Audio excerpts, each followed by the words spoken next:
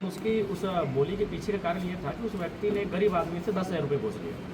तो स्वाभाविक उसके इस व्यवहार से हमारी वो बोली निकली। अगर वो व्यवहार उसका नहीं होता शायद उस बोली का हम उपयोग नहीं करते। ये हिमाचल साहब जिस तरीके से पूरे हॉस्पिटल में झारखंड में घूम रहे हैं, क्या लगता है हॉस्पिटल के हालात में सुधार हुआ है? हालात में सुधार हम देख रहे हैं, वो हमको लगता है कि सिर्फ चूँकि मंत्री पद मिला है तो उस मंत्री पद के नाते झारखंड भ्रमण हो जाता है, थोड़ा सा तामझाम हो जाता है और थोड़ा सा मीडिया में बने रहते हैं। बाकी स्थिति क्या है ये छुपा नहीं। आज राज्य में सबसे ज़्यादा अगर व्यवस्था ठीक नहीं है किसी चीज़ की तो स्वास्थ्य व्यवस्था है, बिल्कुल बेकार स्थिति में है।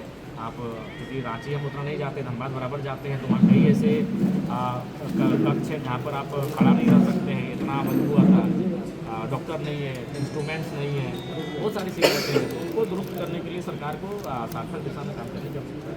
जयराम दा जेल कैंप में हम लोग देख रहे हैं कि लगातार हर जगह जयराम ही छाए रहे हैं, तो क्या चुनाव के बाद भी अब कोई दूसरा चेहरा देखने को मिलेगा? आगे वाले चुनाव में क्या सुदेश महतो की तरह अश्रु की तरह जेल कैंप की हालत हो जाएगी, एक ही चेहरा बनकर रह जाएगा? नहीं, चेहरे तो बहुत सारे हैं। देखिए रांची में देवेंद्र जी अच्छा नेतृत्व कर रहे हैं। कोई भी मैंने विषय होता है तो महामहिम हो, धरना हो, कोई भी एक्टिव दिख रहे हैं। आपके हजारीबाग में हमारे उदय मेहता जी छात्र राजनीति से सक्रिय रहे हैं। बीच में थोड़ा सा पारिवारिक बंधन में बंधे थे, थोड़ा सा व्यस्तता हुई थी, लेकिन अब फिर से वो दिखेंगे, जलन मुद्दों के साथ दिखेंगे, छात्रों के साथ दिखेंगे।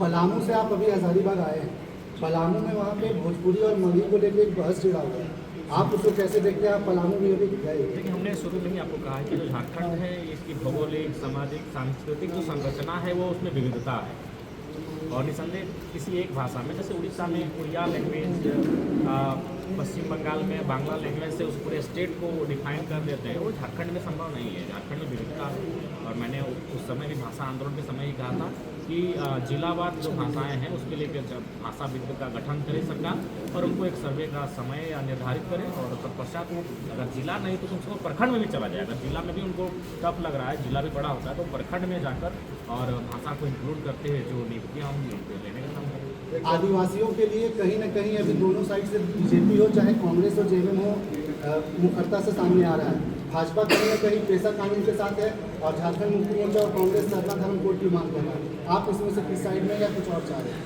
नहीं, निसंदेह देखिए सरना धर्म कोड अगर झारखंड के आदिवासी शेड्यूल ट्राइब्स मांग रहे हैं तो कहीं ना कहीं मिलना चाहिए, क्योंकि कर्नाटक में भी ऐसा एक दृश्य है, शायद लिंगायत धर्म कोड का है, वो केवल कर्नाटक के ही हिस्सों में वो उस धर्म को मानने वाले लोग रहते हैं, लेकिन उसको धर्म कोड का मान्यता मिला है भारत के संविधान अकॉर्डिंग। तो आबादी बहुत ज़्यादा है, मुझे लगता है करोड़ों से पार है और इस राज्य की बहुत बड़ी आबादी है, तो हमारे हिसाब से अगर उस कोड की मांग की जा रही तो मिलना चाहिए और वो वाजिब भी। जेल कैंप के संस्थापक जयराम महतो लगातार शहरों का दौरा कर रहे हैं। आने वाला समय में नगर निगम का चुनाव है, तो क्या जेल कैंप नगर निगम के चुनाव में भी चुनाव लड़ेगी?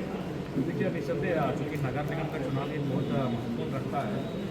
नगर का विकास नगर निगम के चुनाव से तय होता है, तो जब तक आप विकास की भागीदारी में नहीं रहेंगे, लोग आपको राजनीतिक सक्रियता में नहीं देखेंगे तो आपके ऊपर ढलेंगे नहीं। लिहाजा हमें अगर नगर में कुछ करना है तो नगर में अपने नेता चाहिए, उसके लिए नगर निगम का चुनाव है।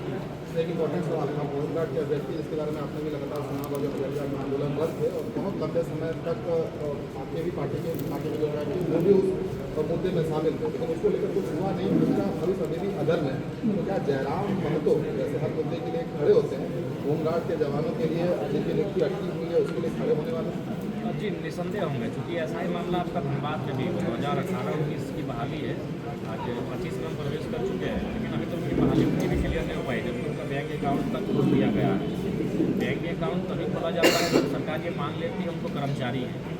तो निसंदेह होमगार्ड हजारीबाग और धनबाद संवेदनशील मामला है और क्योंकि वो युवा अभी 30-29 की उम्र में आ चुके हैं, जो कभी 24-25 थे, 22-23 थे, वो 28 में आ चुके हैं, तो उस लिहाज से कहीं ना कहीं उनके साथ लोग खड़ा होंगे और सरकार से संभव इसके बाद तक। हेमंत सोरेन की सरकार को अभी तक कितना नंबर देंगे उनके कार्यकाल में?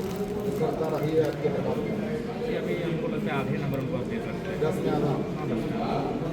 जिस तरह सरकार में भ्रष्टाचार लगाम जुड़ रही है, क्या करना चाहेंगे सरकार के बारे में? जिस तरह देखिए करप्शन के लगाम तो बिल्कुल नहीं, अफसर बेलगाम है और सरकार को अपने पूर्व की सरकार से कुछ सीखना चाहिए। कुछ चीज़ें हमेशा आलोचना और पक्ष विपक्ष का नहीं होता है। कुछ चीज़ें अगर कोई अच्छा करके गया है तो उसकी सराहना करनी चाहिए, गलत करके गया है तो उसकी आलोचना होनी चाहिए। तो अभी वर्तमान की सरकार ने